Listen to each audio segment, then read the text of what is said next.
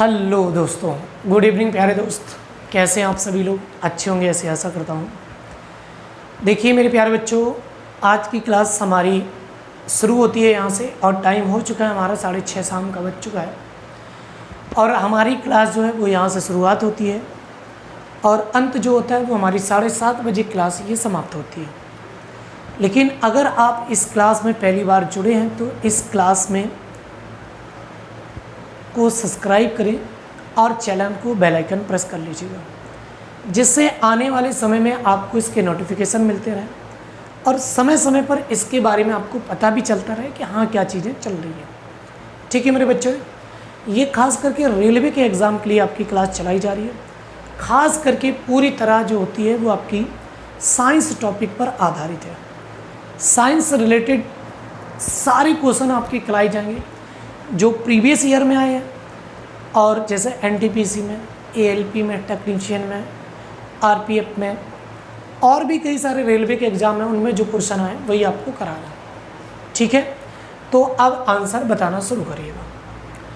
Question आपके सामने है और लिखा हुआ इसका, कह रहा है कि लेंज का नियम है। लेंज का नियम किस पर आधारित है ये बताना था। कह रहा है द्रव्यमान संरक्षण पर या संवेग संरक्षण का नियम पर, या ऊर्जा का संरक्षण है, या द्रव्यमान और ऊर्जा का संरक्षण। तो पहले तो ये देखो कि आपको ऑप्शन तोड़ने आने चाहिए। सबसे पहले हमने आपसे ये कहा, अगर ऑप्शन तोड़ना सीख गए तो फिर आप पेपर में कहीं ना कहीं हद तक आप इन चीज़ों को समझ जाते हैं कि क्या पेपर में आ रहा है और क्या हमें करना है। ठीक है, पहले तो देखो द्रव्यमान और ऊर्जा का एक साथ तो कभी इसका लेन देन हो ही नहीं सकता, तो डी नंबर आपका ऐसे भी कट जाता है ऑप्शन। इसके बाद जो अगला ऑप्शन बचता है, क्या द्रव्यमान संरक्षण का नियम पढ़ा? ये बिल्कुल भी नहीं पढ़ा कहीं भी, जबकि संवेग संरक्षण पढ़ा होता है और ऊर्जा संरक्षण का नियम भी पढ़ा होता है। संवेग संरक्षण का नियम हमने कहाँ पढ़ा होता है? जैसे रॉकेट वगैरह होते हैं, रॉकेट का उड़ना ये आपके संवेग संरक्षण पर आधारित होता है।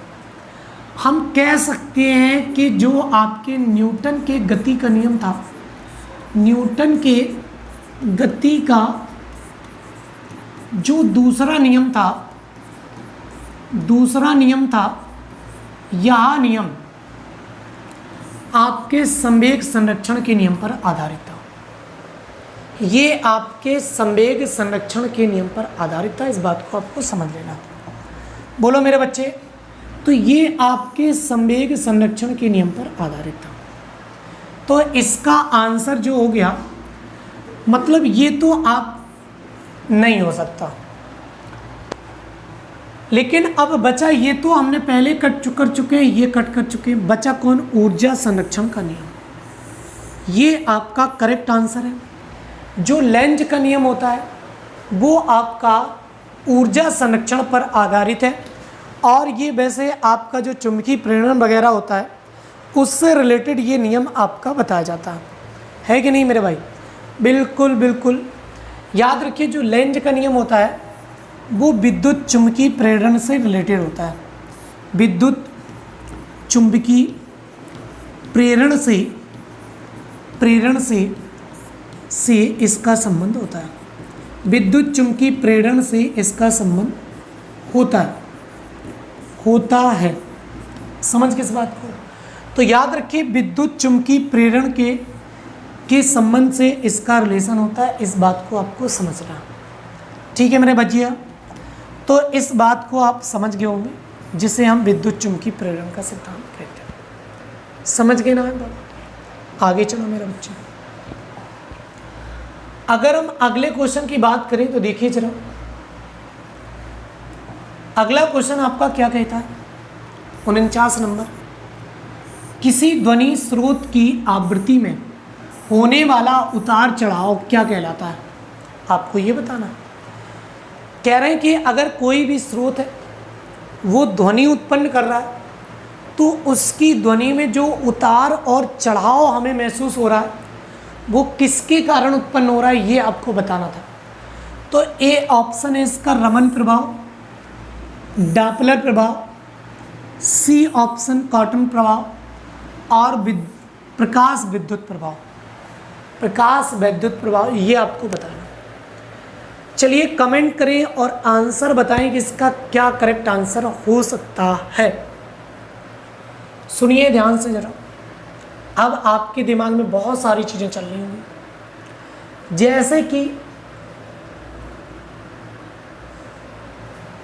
जैसे आपके दिमाग में और क्या चीज़ें चल रही होंगी। कह रहे हैं कि यहाँ पर आप खड़े हैं, ठीक है, और यहाँ से कोई ट्रेन आ रही है। क्या आ रही है? ट्रेन। याद रखिए ये जो ट्रेन है बड़ी सुंदर है भाई साहब, और ये ट्रेन की पटरियाँ हैं। आप प्लेटफॉर्म पे खड़े हैं और ट्रेन यहाँ से जा रही है, ठीक है। ट्रेन यहाँ तक आ चुकी है, अब ट्रेन इनसे दूर निकल रही है, फिर ट्रेन यहाँ पहुँच जाएगी कुछ समय के बाद। तो इसके द्वारा जो ध्वनि उत्पन्न की जाएगी इस ट्रेन के द्वारा, ये क्या इसको ध्वनि प्रतीत होगी यदि? ये बताओ भाई। तो याद रखिए इसकी अगर हम ध्वनि की बात करें, जब ये पास आ रहा होगा व्यक्ति तो इसे ध्वनि अधिक सुनाई देगी, लेकिन जैसे ये व्यक्ति इससे दूर जाता जाएगा वैसे ही इसकी ध्वनि की तीव्रता कम सुनाई देगी। तो यही जो है वो किस में होता है? तो याद रखो प्रकाश का इससे कोई रिलेशन तो है नहीं, प्रकाश से इसका कोई रिलेशन होगा नहीं, तो ये खत्म। बची कहानी किसकी मेरे भाई? रमन प्रभाव, इससे कोई संबंध। अब आपको क्राटन का प्रभाव पता नहीं है और डॉपलर का प्रभाव पता नहीं, तो इसमें आप तुक्के लगा सकते हैं, लेकिन इसका करेक्ट आंसर बन जाएगा मेरे भाई डॉपलर का प्रभाव। क्या बनेगा? डॉपलर का प्रभाव। जब कोई श्रोता स्रोत से दूर होता है तो उसको आवाज़ महसूस होती है। जब ये स्रोत और श्रोता के बीच की दूरी घटेगी तो ध्वनि जो होगी वो अधिक सुनाई देगी। जब दूरी बढ़ती जाएगी तो ध्वनि इसको कम प्रतीत होगी। तो ये कहानी यहाँ पर, तो ये सारा मैटर जो है वो क्या कहलाता है? इसी को हम डॉपलर प्रभाव के नाम से जानते हैं, ठीक है।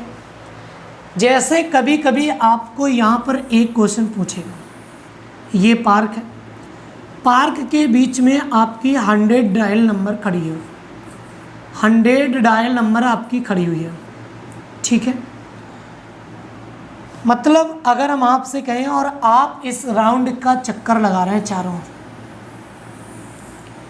इसका आप राउंड लगा रहे हैं, चक्कर चारों ओर लगा रहे हैं, तो याद रखो अगर हम बात करें तो इसकी जो ध्वनि होगी वो हमें अधिक प्रतीत होगी। मतलब प्रतीत होगी या कम होगी?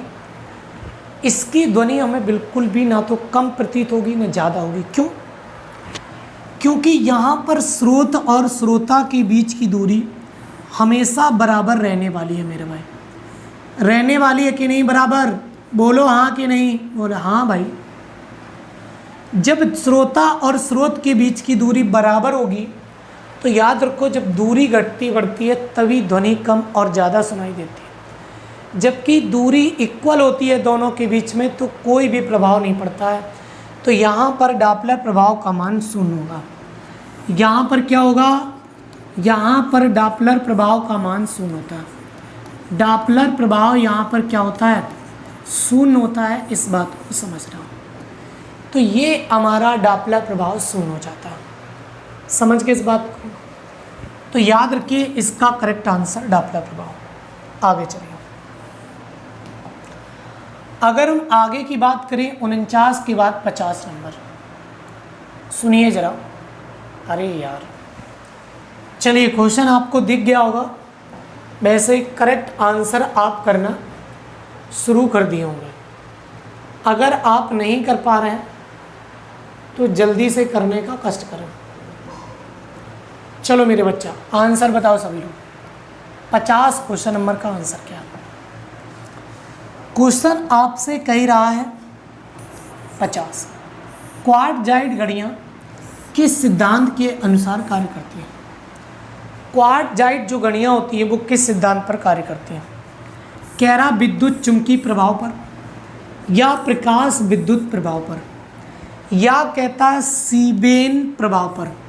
सीबेग प्रभाव होता है, सीबेन नहीं होता है, सीबेग प्रभाव। इसके अलावा कहता है दाब विद्युत प्रभाव। चलो, ये 4 ऑप्शन बने हैं और करेक्ट आंसर बताने का कष्ट करें। सभी लोग इसका आंसर बताइए क्या होगा। जी मेरे बच्चा, चलो जल्दी से आंसर दो।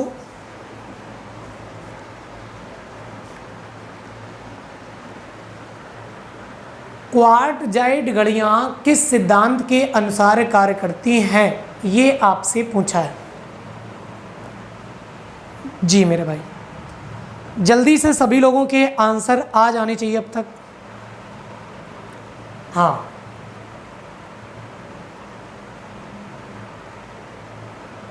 चले, कोई बताएगा मेरा बच्चा क्या है इसका आंसर?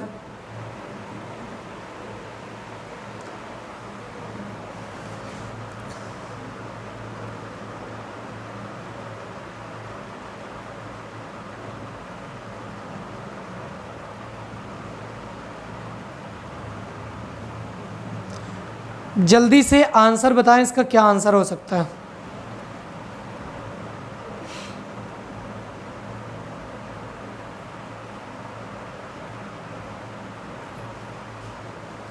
कोई भी करेक्ट आंसर बताए जल्दी से भाई।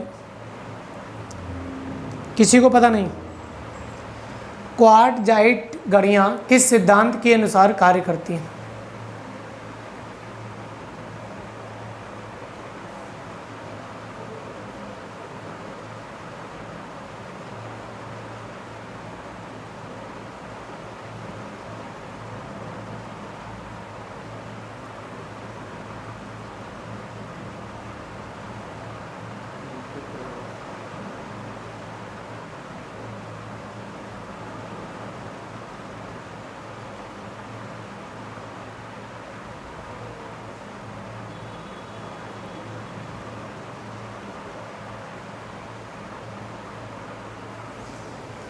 देखो मेरे भाई, आपसे क्वेश्चन ये पूछ रहा है कि क्वार्टजाइट जो घड़ियाँ हैं वो किस सिद्धांत पर कार्य करती हैं।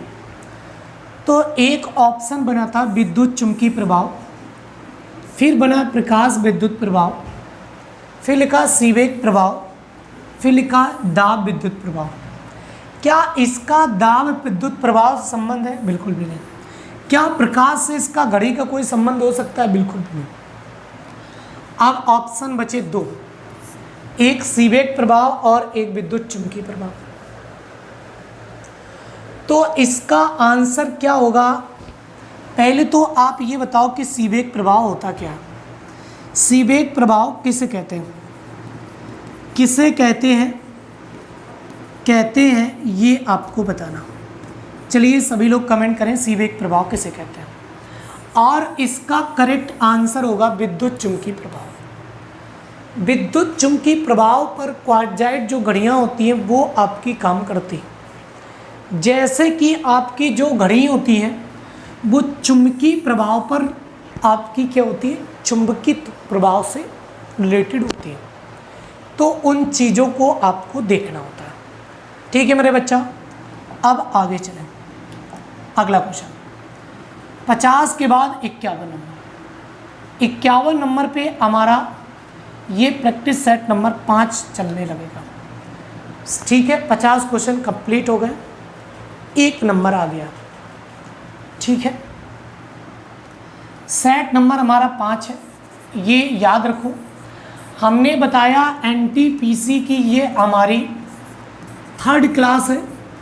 अगर आपने बाकी की 2 क्लासें नहीं देखी हैं तो आप अभी प्ले लिस्ट नहीं बना है, लेकिन प्ले लिस्ट अभी बना दिया जाएगा आपका।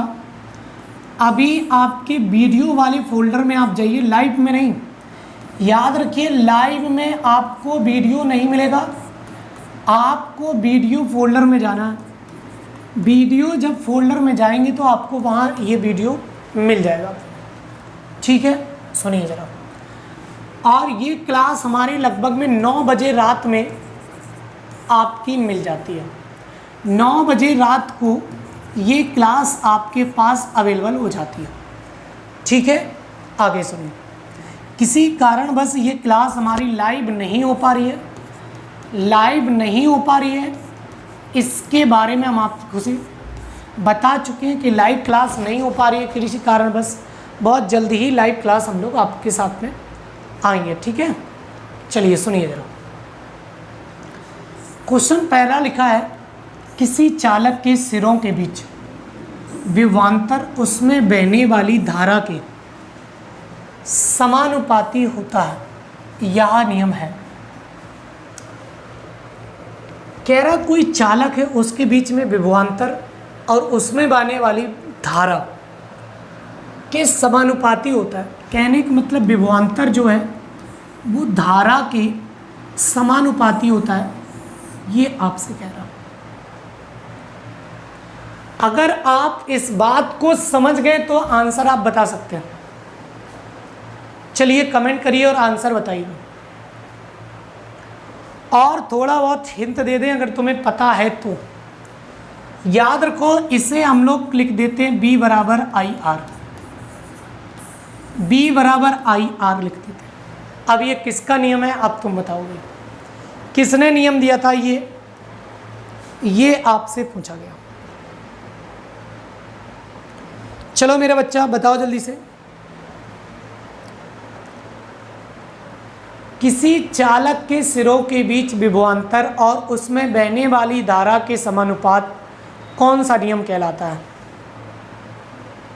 तो हमने आपको बता दिया कि B प्रोपोर्शनल I आपसे पूछ रहा है, और इसमें हमने आपको चीज़ें बता दी हैं कि क्या कैसा होता है, तो वही आपसे बताया था। चलो मेरे बच्चा बता दो। चलो अगर आप समझदार हैं तो इसका आंसर अब तक दे दिए होते हैं।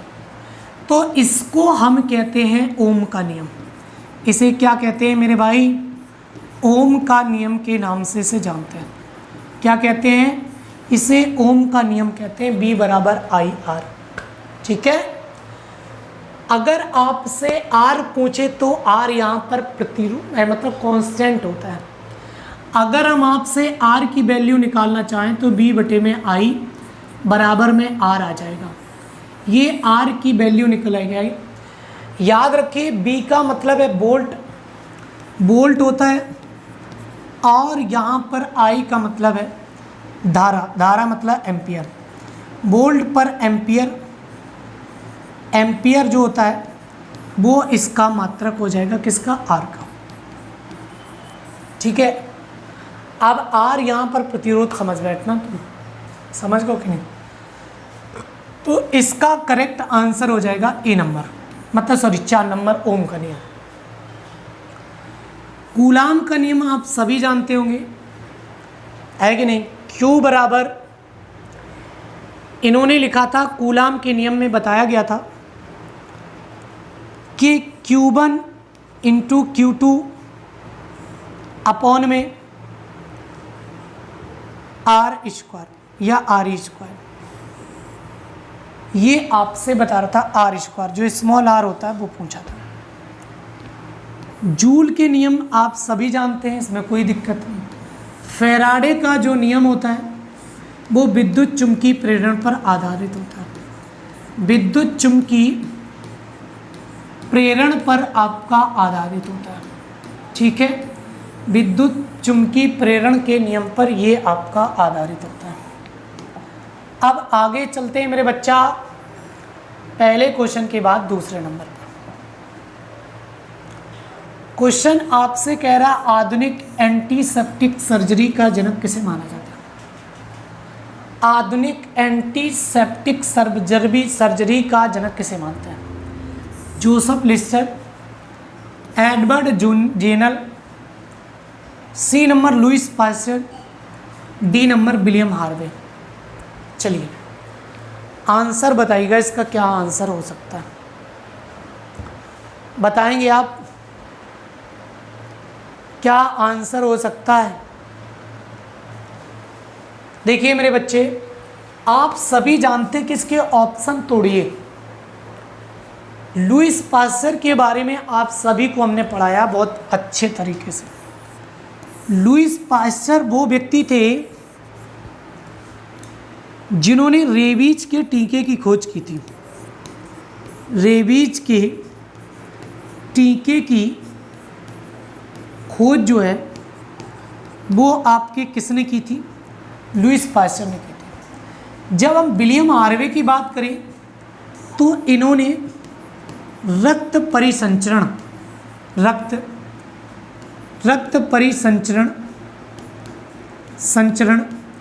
तंत्र की खोज की।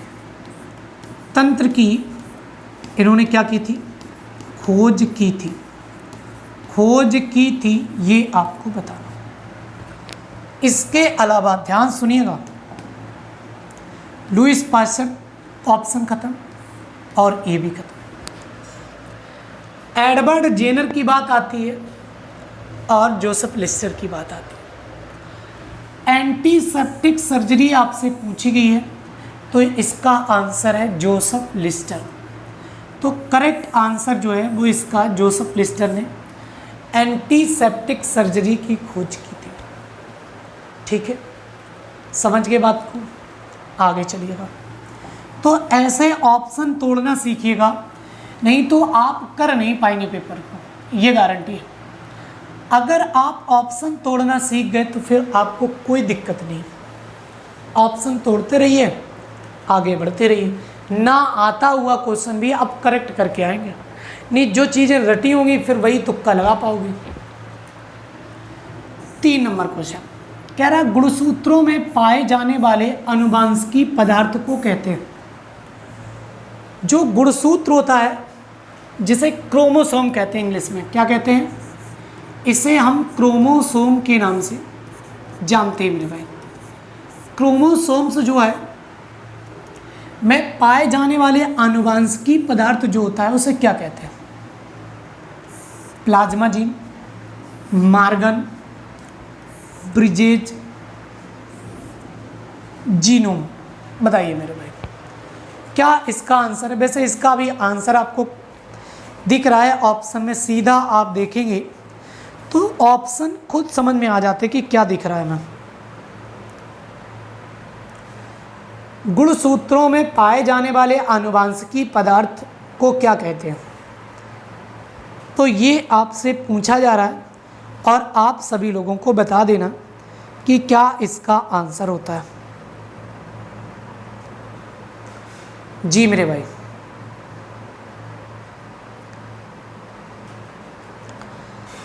हाँ बिल्कुल सही है। और कोई आंसर दे?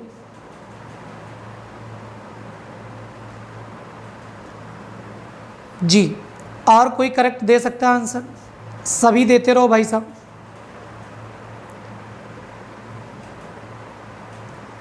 देखो इतना तो आप जानते हैं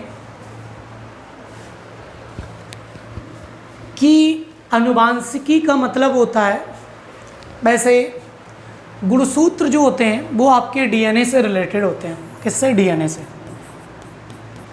डीएनए से रिलेटेड होता है। कहने का मतलब ये होता है कि अगर आपके जो पिता के गुणसूत्र थे वो तुम में भी पाए जाएंगे। मतलब अनुवांशिकी जो चीज़ें होती हैं वो पीढ़ी दर पीढ़ी चलते हैं, जिसे क्रोमोसोम कहते हैं। क्रोमोसोम में जीन पाया जाता है। क्या पाया जाता है मेरे भाई? जीन। लेकिन ऐसा कोई ऑप्शन दिया नहीं था। ये प्लाज्मा जीन दिया था, ये मार्गन दिया था, ये ब्रिजेज दिया था, ये जीनोम दिया था। तो याद रखो इसका करेक्ट आंसर हो जाता 4 नंबर, जीनोम, जिसकी बात कर रहा। कह रहा है कि जो गुणसूत्र में पाए जाने वाले अनुवांशिकी पदार्थ हैं उसे क्या कहते हैं, तो याद रखो उसे जीनोम के नाम से जानते हैं। क्या कहते हैं मेरे भाई? तो याद रखो इसे हम जीनोम के नाम से जानते हैं। क्या कहते हैं इसे? जीनोम कहते हैं। समझ गए? तो याद रखो इसका करेक्ट आंसर है। वैसे डीएनए मतलब होता है आपके अनुवांशिक। याद रखो मनुष्य में गुणसूत्रों की संख्या कितनी होती है? मनुष्य में गुणसूत्रों की संख्या कितनी होती है? गुणसूत्रों की संख्या, तो याद रखिए इसकी संख्या होती है टोटल 46। कितने गुणसूत्र होते हैं? टोटल 46 गुणसूत्र आपके पाए जाते हैं। याद रखिए हमने आपको एक दिन और बताया था मेल और फीमेल के गुणसूत्र क्या प्रदर्शित करते हैं। याद रखो यदि मेल है तो XY प्रदर्शित करता है और फीमेल होता है तो XX डिनोट करता है। आपसे कभी कभी SSC वगैरह ऐसे क्वेश्चन पूछ देता है कि मेल के गुणसूत्र क्या प्रदर्शित करते हैं, मतलब मेल होने का गुणसूत्र क्या है और फीमेल होने का गुणसूत्र क्या है। याद रखिए मेल फीमेल में 22 गुणसूत्र बराबर होते हैं, लेकिन 23वां गुणसूत्र ये आपका अलग होता है 23 नंबर का, ये भी 23 नंबर का और ये भी 23 नंबर का। इन दोनों में डिफरेंट पाया जाता है, समझ गए? इन दोनों में ये आपका डिफरेंट पाया जाता है जिसकी बात कर रहे थे। ठीक है, आगे चलो। चलो मेरे भाई अगले क्वेश्चन की ओर चलते हैं। अब आपसे 4th नंबर क्वेश्चन कह रहा वातावरण एवं जीवों के संबंध के अध्ययन को क्या कहते हैं? वातावरण और जीवों के संबंध को क्या कहते हैं? कहते हैं पारिस्थितिकी, कोशिकी, जीवाश्म या अनुवांशिकी।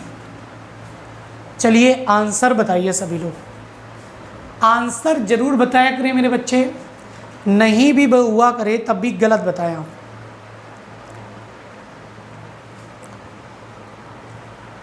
जीवों और वातावरण के संबंध के अध्ययन को क्या कहते हैं? तो वैसे आधे स्टूडेंट गलत बताते हैं। हाँ जी,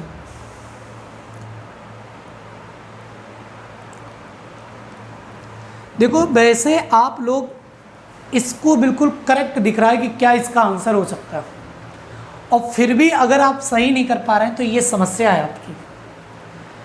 देखो क्या अनुवांशिकी जैसा कोई पूर्वज दिख रहा? बिल्कुल नहीं दिख रहा। क्या पिता के गुण पुत्र में आ रहे हैं? क्या अनुवांशिकी से रिलेटेड कुछ था? कुछ भी नहीं। क्या जीवाश्मों के बारे में कुछ बता रहा? बिल्कुल भी नहीं। जीवाश्मों के बारे में यहाँ कुछ बताने की बात कर रहा? बिल्कुल भी नहीं कर रहा मेरे भाई। तो याद रखो जीवाश्मों से रिलेटेड यहाँ कुछ भी नहीं है। और आपसे ये कहें हम कोशिकी के बारे में, क्या कोशिका के बारे में यहाँ कुछ कह रहा? कुछ भी नहीं। ये कह रहा जीवों और वातावरण के बीच जो संबंध होता है उसे पारिस्थितिकी या इकोलॉजी कहा जाता है। इकोलॉजी के नाम से इसे जाना जाता है। इकोलॉजी के नाम से जाना जाता है। तो याद रखो इसे हम इकोलॉजी कहते हैं। समझ गए इस बात को? अगर नहीं समझ पाए तो याद रखो जो जीवों के अंतर्गत हमारे जितने भी जीव जंतु होते हैं उनकी बात कर रहा हूँ। वातावरण मतलब पर्यावरण और जीवों के बीच का जो एक संबंध होता है उसे इकोलॉजी के नाम से जानते हैं। अब कोई बताएगा संविधान के किस अनुच्छेद में, संविधान के किस आर्टिकल में, किस अनुच्छेद में संविधान के किस अनुच्छेद में, ध्यान सुनना क्या कह रहा, संविधान के किस अनुच्छेद में, किस अनुच्छेद में क्या कह रहा, पर्यावरण संरक्षण की बात करता है। पर्यावरण संरक्षण की बात की गई, पर्यावरण संरक्षण की बात की गई है। बताओ जरा, कोई भी बच्चा बता दो इसका आंसर। और इतना तो जानते कि आप ये बता देंगे कि विश्व पर्यावरण दिवस कब मनाते हैं। विश्व पर्यावरण दिवस पर्यावरण दिवस कब मनाते हैं ये भी आप बता देंगे। और आपको ये भी बताना पड़ेगा मेरे बच्चे कि पर्यावरण संरक्षण अधिनियम कब आया था। पर्यावरण संरक्षण अधिनियम ये आपका कब आया था। हमें मालूम है कि ये दो तुम आंसर टकाटक दोगे, टकाटक भाई साहब, टकाटक मतलब समझ रहे हो ना, तुरंत तुरंत दोगे। पर्यावरण दिवस 5 जून को मनाता है, 5 जून को विश्व पर्यावरण दिवस मनाता है, जबकि पर्यावरण संरक्षण अधिनियम 1986 में आया था। इसके अलावा आपसे पूछा ये था हमने कि संविधान के किस अनुच्छेद में इसकी बात है, तो याद रखो आर्टिकल था 48 का ए नंबर, 48 का ए कह दें या 48 का कह दिया जाए, इस बात को आपको समझ लेना था, समझ गए। तो ये 48 का या 48 का ए आपका बन जाता है, जिसको आपको पूरी तरह से समझना होता है। ठीक है मेरे बच्चे, अब आगे चलें, अगले क्वेश्चन की ओर देखिए। याद रखो अगला क्वेश्चन आपके सामने कह रहे हैं कि हरगोविंद खुराना को जेनेटिक कोड का पता लगाने के लिए नोबेल पुरस्कार कब मिला था। बड़ी विचित्र बात है। एक बात तो आपको समझनी पड़ेगी कि भैया कितने भारतीय हैं जिन्हें नोबेल पुरस्कार मिल चुका है। कोई बताएगा? कोई कमेंट करो और बता दो कितने भारतीयों को नोबेल पुरस्कार मिल चुका है। कितने भारतीयों को नोबेल पुरस्कार दिया गया। नोबेल पुरस्कार दिया जा चुका है। ऑप्शन भी दे देंगे लेकिन इसका आंसर हम नहीं बताएंगे। सुनो, इसके ऑप्शन दे रहा भाई साहब और आंसर बताना चला। आपसे कह रहा है क्या कह रहा है, सुनो ध्यान से। कितने भारतीयों को नोबेल पुरस्कार? 11, 15, 14 और 12। बताओ कितने भारतीयों को नोबेल पुरस्कार अभी तक मिल चुका है। पहले भारतीय कौन थे जिन्हें नोबेल पुरस्कार मिला था? पहले भारतीय जिन्हें नोबेल पुरस्कार से सम्मानित किया गया था, जिन्हें नोबेल पुरस्कार से सम्मानित किया गया है, सम्मानित किया गया था। तो ये हम बता देंगे भाई साहब। इनका नाम था रविन्द्रनाथ टैगोर। रविंद्रनाथ जो टैगोर थे, ये पहले भारतीय थे और पहले एशिया के इकलौते व्यक्ति थे जिन्हें साहित्य के क्षेत्र में नोबेल पुरस्कार 1913 में मिला था। कब मिला था? 1913। याद रखिए, अगर ऐसा भी क्वेश्चन पूछ दे हरगोविंद खुराना को किस क्षेत्र में नोबेल पुरस्कार मिला था, तो याद रखो इन्हें चिकित्सा के क्षेत्र में इन्हें ये नोबेल पुरस्कार दिया गया था। इन्होंने क्या खोजा था? जेनेटिक कोड की खोज की थी। ये हमने बता दिया। अब आपको बताना है कि क्या इसका आंसर है। बताओ 68 है या 65 है? करेक्ट आंसर बताइएगा। बताएगा कोई?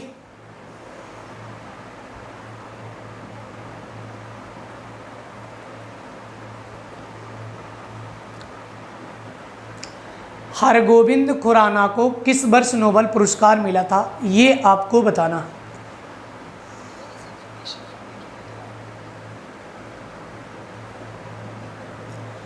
चलो मेरे बच्चे बताएंगे कोई? तो सभी लोग जानते हैं कि हरगोविंद खुराना ये भारत के वो चिकित्सक थे जिनके नाम से चिकित्सा दिवस तो नहीं मनाते हैं। हालांकि कोई हमें ये बताएगा चिकित्सक दिवस कब मनाया जाता है? कोई हमें ये बताएगा चिकित्सक दिवस या डॉक्टर डे कब मनाया जाता है? बताओ बच्चों। अगर आपसे ये भी पूछा जाए कि चिकित्सा के क्षेत्र में दिया जाने वाला, चिकित्सा के क्षेत्र में दिया जाने वाला सबसे बड़ा पुरस्कार कौन सा? दिया जाने वाला सबसे बड़ा पुरस्कार कौन सा? सबसे बड़ा पुरस्कार कौन सा? ये बताना। पुरस्कार कौन सा है ये आपको बताना था। और ये भी बताना था कि भारत के पहले डॉक्टर किसे माना जाता है? भारत का पहला चिकित्सक किसे माना जाता है? भारत का पहला चिकित्सक किसे माना जाता है? किसे माना जाता है ये आपको बताना। तो बताओ मेरे बच्चे कि भारत का पहला चिकित्सक कौन था? कोई कमेंट करे और बताए इसका आंसर, भारत का पहला चिकित्सक, क्योंकि वही वो चिकित्सक है जिसके नाम पर ये सबसे बड़ा पुरस्कार भी दिया जाता है और इसी के जन्मदिन पर ही डॉक्टर डे मनाते हैं। कोई बताएगा? चलो भाई जल्दी बोलो।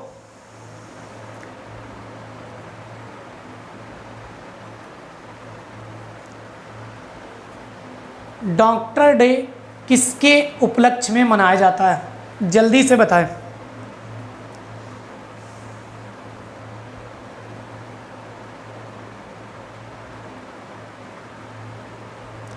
चलिए मेरे बच्चे जल्दी से बताइएगा कौन कौन इसका आंसर करेक्ट बता सकता है।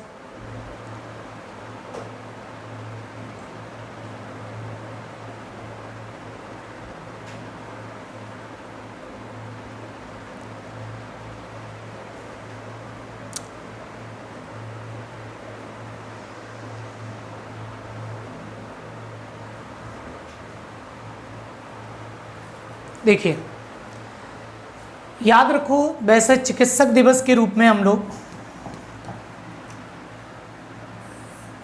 1 जुलाई को मनाते हैं। किसका जन्मदिन होता है? चिकित्सा के क्षेत्र में दिया जाने वाला सबसे बड़ा पुरस्कार। याद रखो ये पहले चिकित्सक थे जिनका नाम था बिधान चंद्र राय। बिधान चंद्र राय जो थे, इनका जन्म जो है वो हुआ था 1 जुलाई को और ये भारत के पहले चिकित्सक थे। इन्हीं के जन्मदिन पर मनाते हैं। और याद रखो इन्हीं के अवसर पर सबसे बड़ा पुरस्कार चिकित्सक भी शुरू किया जाता है, जिसे कहते हैं हम क्या? बिधान चंद्र राय पुरस्कार। बिधान चंद्र राय पुरस्कार के नाम से जानते हैं। और याद रखो इसे पीसी राय पुरस्कार भी कह देते हैं कभी कभी। ठीक है, बिधान चंद्र राय पुरस्कार के नाम से इसे जानते हैं। इसकी शुरुआत 1991 में हुई थी, बिधान चंद्र राय पुरस्कार की। आप कहो सर जी ये सारी महाभारत तो आप बताए डाले हो, इसका आंसर तो बता ही दो का है। तो याद रखो हरगोविंद खुराना को जेनेटिक कोड के लिए जो नोबेल पुरस्कार मिला था वो 1968 में दिया गया था। 1990 में मालूम मदर टेरेसा को दिया गया था। चले आगे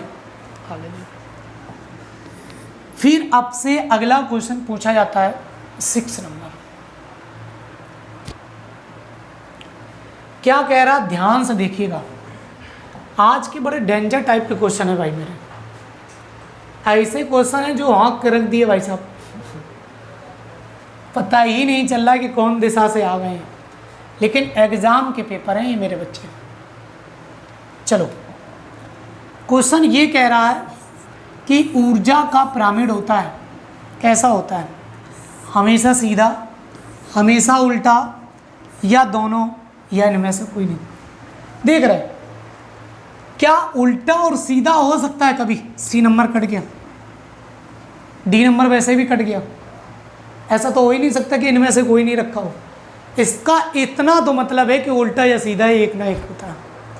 और ये भी तुम मान लो कि ऊर्जा का जो पिरामिड होता है वो कभी भी सीधा नहीं बनता है। अगर सीधा बन रहा होता तो ऐसा ऑप्शन रखता ही नहीं मेरे भाई। तो याद रखो इसका आंसर ये भी करेक्ट है, ये आंसर इसका सही हो जाएगा, हमेशा उल्टा इसका आंसर सही। तो ऊर्जा का जो पिरामिड होता है वो हमेशा उल्टा बनता है। आपने देखा होगा शाकाहारी मांसाहारी इस तरीके से एक पिरामिड बनाया जाता है।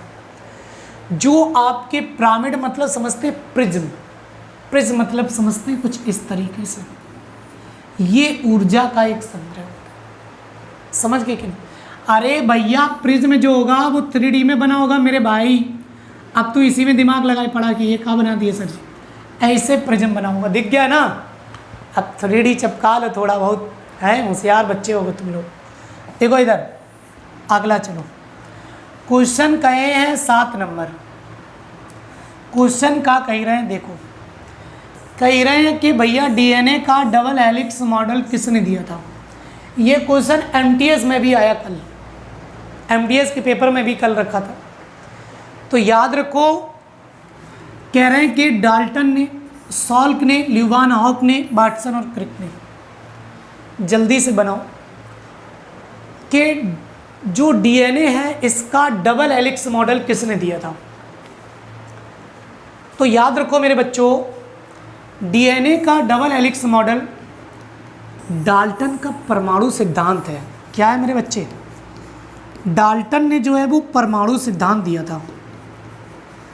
परमाणु सिद्धांत के बारे में बताया था कि परमाणु किस तरीके से उसके अंदर इलेक्ट्रॉन उपस्थित होते हैं, मतलब इसके कितने कोष होते हैं, कितने उपकोष होते हैं, LKMN करके बताया था, KLMN बताया था ना।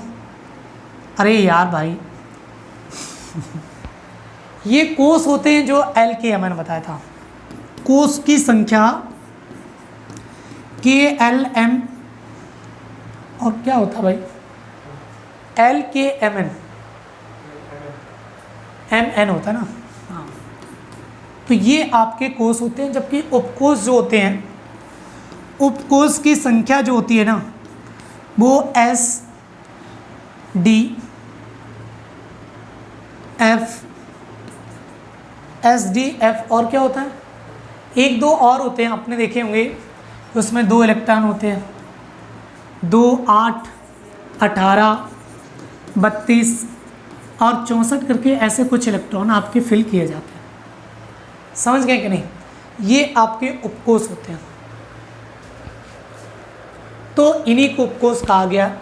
तो ये तो ऑप्शन आपका वैसे भी खत्म हो गया। जोनास साल्क के बारे में आपने सुना होगा, जिन्होंने पोलियो के टीके की खोज की थी। इन्होंने पोलियो के टीके की खोज इन्होंने की थी। ठीक है, तो ये ऑप्शन भी आपका खत्म। मतलब 2 ऑप्शन हमारे, ये तो ये खत्म हो गया और डाल्टन वाला खत्म हो गया। ल्यूवान-हॉक के बारे में आप जानते हैं कि ल्यूवान-हॉक ने क्या किया था? जीवाणु की खोज की थी। जीवाणु की खोज जो है वो ल्यूवान-हॉक ने की थी। इसके अलावा ल्यूवान-हॉक ने एक आपकी जीवित कोशिका की खोज की थी। ल्यूवान-हॉक ने जीवित सेल की खोज भी की थी। जीवित कोशिका की खोज जो है वो आपकी इन्होंने ही की थी। जीवित कोशिका की खोज करता ल्यूवान-हॉक ही थे। जबकि रॉबर्ट-हुक मृत कोशिका की खोज करता था। कौन? रॉबर्ट-हुक जो थे, रॉबर्ट-हुक इन्होंने मृत कोशिका की खोज की थी। मृत सेल जो थी उसके खोजकर्ता ये थे। तो अब बचा ऑप्शन क्या? वाटसन और क्रिक इन्होंने आपके डीएनए की खोज की थी। याद सुनना ध्यान से, कहता आरएनए की खोज किसने की थी? आरएनए के खोजकर्ता कौन है मेरे बच्चा? आरएनए के खोजकर्ता कौन है? तो ये आपको बताना था कि आरएनए के खोजकर्ता कौन है। तो इसका करेक्ट आंसर क्या हो जाएगा मेरे भाई? तो आरएनए के खोजकर्ता जो होते हैं वो वाटसन और अर्ग होते हैं। वाटसन और अर्ग ने आरएनए की खोज की थी, जबकि वाटसन और क्रिक ने आपके किसकी खोज की थी? डीएनए की खोज की थी। ठीक है, अब हम अगले क्वेश्चन की ओर चलते हैं और आगे आपको बताना है 8th नंबर क्वेश्चन। देखो भैया, ये क्वेश्चन थोड़ा डेंजरस पूछ दिया उसने। कह रहा प्रयोगशाला में सर्वप्रथम डीएनए का संश्लेषण किसने किया था? अगर ऐसा क्वेश्चन आता है तो सतर्क रहना। उसने अभी वहां क्वेश्चन पूछा था डीएनए के खोजकर्ता कौन, और कह रहे हैं कि प्रयोगशाला में सबसे पहले डीएनए के बारे में संश्लेषण किसने किया था, जबकि जिन्होंने रिसर्च शुरू की थी। तो ये आपको बताना था। कह रहे हैं कि मिलर, फिर कह रहा है Hargobind Khorana, D bridge, kelvin.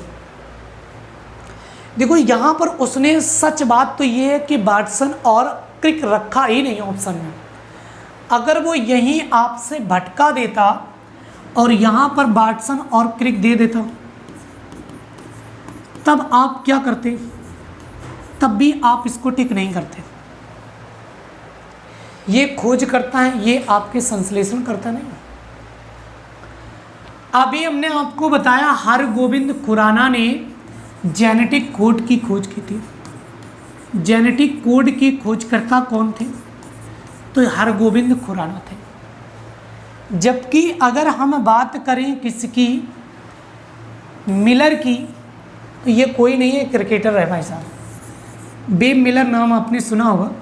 और केल्विन, इन्होंने तापमान के बारे में बताया था, जिनका नाम केल्विन था। जबकि हुगो डे ब्रिज जो थे, इन्होंने डीएनए का पहली बार संश्लेषण किया था। तो इसका थर्ड आंसर आपका बिल्कुल करेक्ट हो जाता है यहाँ पर। तो डीएनए का जो पहली बार प्रयोगशाला में संश्लेषण किया था वो डी ब्रिज ने किया था। ठीक है, आगे चलिए।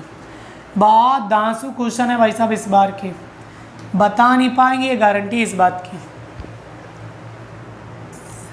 कह रहे हैं कि सबसे बड़ा गुणसूत्र है, कह रहा शैवाल है, कवक है, या ट्रिलियम है, या कोई नहीं। जल्दी से इसका करेक्ट आंसर बताइए और बताएं कि क्या इसका आंसर हो सकता है।